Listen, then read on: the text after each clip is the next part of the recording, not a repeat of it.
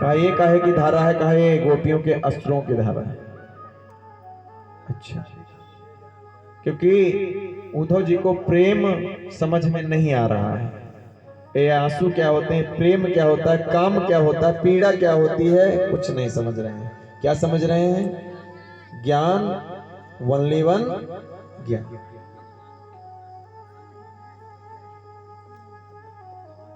अब क्या हुआ भैया? उद्धव जी पहुंच गए नंद बाबा जी के दरवाजे पर, आवाज लगाई, नंद बाबा, ओ नंद बाबा। नंद बाबा आए बाहर। जब पहुंचे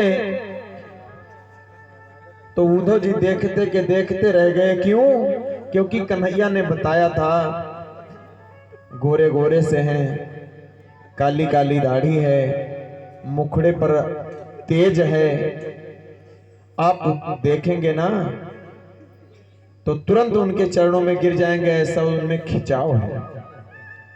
लेकिन उद्धव जी जब देख रहे हैं तो नंद बाबा के दाढ़ी बाल सब पक चुके हैं, मुंह पर झिर्रियां पड़ी हुई हैं, चेहरा गोरा नहीं काला हो गया है, आंखें बहुत ज्यादा अंदर धंस गई हैं, खिला चेहरा के बजाय मुरझाया हुआ चेहरा है।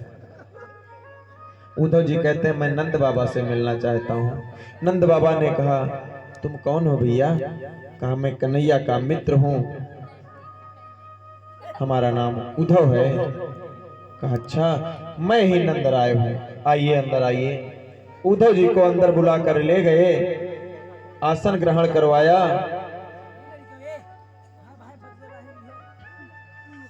जो ज्यादा बोलता उसे पीछे ले जाकर बैठा दो।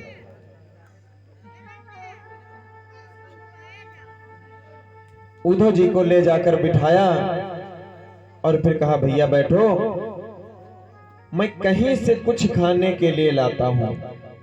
जब कहीं से बात आई, नंदराय घर से बाहर निकल पड़े किसी के घर से लाने।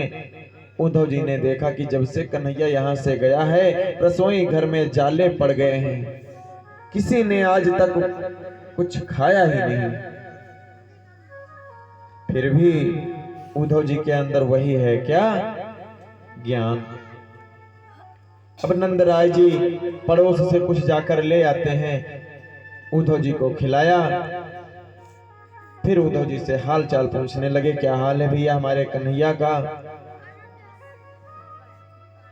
इतना कह ही रहे थे तब तक माता यशोदा दौड़ी दौड़ी आई, अरे कन्हैया तू आ गया, कन्हैया तू आ गया, और अपने सीने से लगा लेती हैं। नंद बाबा ने कहा यशोदा ये कन्हैया नहीं है, ये उद्धव है, उद्धव कन्हैया का मित्र। माता यशोदा सिमट कर खड़ी हो गई और कहने लगी हमारा कन्हैया कैसा है? कहा मैया जैसा मैंने सुना था, एक दिन माता देवकी कन्हैया के लिए भोजन परोस कर लाई, जिसमें गो रस से बनी मिठाई रखी हुई थी।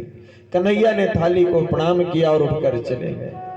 जब माता देवकी ने पूछा कन्हैया तुमने भोजन क्यों नहीं किया?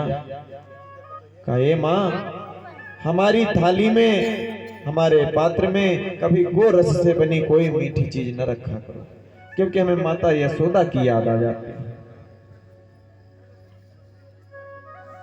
माता यशोदा मुझे 8 पहर भोजन कराती थी। देवकी ने संदेश भेजा कि कह देना यशोदा से कि तुम तो कहती थी कि हमारे यहाँ 8 बार भोजन करता है, बहुत ज्यादा छेड़खानियां करता है, कहीं यहाँ चोरी करता है, कहीं वहां चोरी करता है, कहीं इधर शरारतें करता है, कहीं उधर शरारतें करता है। लेकिन ये यशोदा तेरा लल्ला जब से हमारे यहाँ आया है ना, कोई शरारतें नहीं किसी से की। आप इधर उधर चोरी की बात कर रही थी, ये तो घर से बाहर ही नहीं निकला, केवल घर में बैठा रोया करता है। मैं जब इससे खाने को कहती हूँ तो ये कहता है मेरी माता यशोदा ने नहीं खाया होगा, अभी नंद बाबा ने नहीं खाया। इतना माता यशोदा सुनती रही और सुनते सुनते गिर पड़ी। जब गिर पड़ी तो नंद बाबा ने कहा, देखो ये इतनी देर तक ही आराम करती हैं जब तक बेहोश हो, और जब होश में होती हैं तो कभी इधर इस घर में कभी उस घर में जाकर के पता लगाती हैं कन्हैया आया। तुम लोगों ने कन्हैया को बांध दिया होगा ना, छोड़ दो, आज मैं ले जाऊंगी, आज के बाद में कभी कोई ऐसी हरकत नहीं करेगा। उद्धव जी कहते हैं, अरे बाबा आप बहुत ही भाग्यशाली हैं, बहुत ही किस्मत वाले हैं जो आपके घर में जगत का विधाता प्रकट गया। भगवान ने स्वयं तुम्हारे यहां अवतार लिया, और आप इतना चिंतित क्यों हैं? वो आपका पुत्र नहीं, वो परम पिता परमात्मा है। आपके यहां तो केवल लीला मात्र करने आए थे जो उनकी पूरी हुई। नंद बाबा जोर जोर से रोने लगे। उद्धव, मैंने गलती की, एक नहीं 1000 बार मैंने गलती की, लेकिन कन्हैया ने भी तो गलती की। मैं अब तक तो इसलिए जी रहा था कि मेरा पुत्र, मेरा बेटा मुझे छोड़कर चला गया। मेरी गलती यही कि मैंने उसे बेटा कहा, लाला कहा, लेकिन उसने तो मुझे कई बार बाबा कहकर बुलाया है, 1000 बार मुझे बाबा कहकर बुलाया है। उसकी क्या गलती, उसकी गलती है या नहीं है? तू कह रहा वो भगवान, यदि वो भगवान होता मुझे बाबा क्यों कहता? फिर यदि वो भगवान होता ना भैया पंडित जी, तो चोरियां नहीं करता।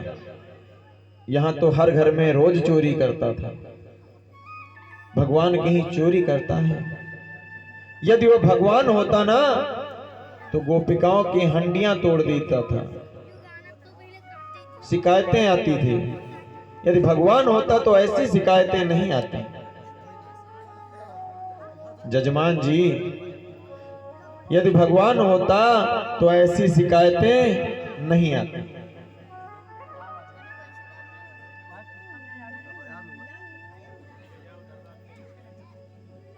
नंद बाबा ने कहा, मैं एक बात और बताऊं ना, मैं नंगे पैरों से घर से बाहर निकलता था कि कन्हैया हमारी जूतियां अपने सर पर लेकर अभी आएगा और मुझे पहनाएगा। बाबा आप नंगे पैर जा रहे हैं, आपने जूतियां नहीं पहनी।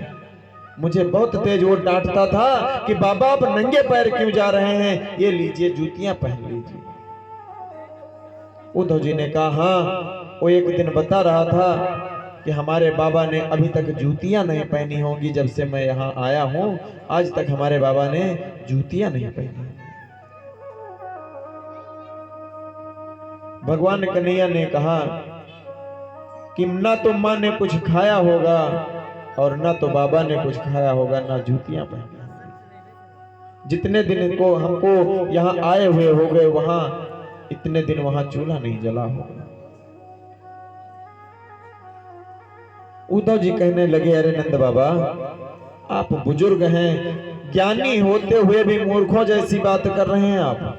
आपके घर में भगवान प्रकट हुए थे, आपको लीला दिखा रहे थे। आप बहुत ही भाग्यशाली हैं जो भगवान को अपने गोद में खिलाए हैं। आप वो भगवान है।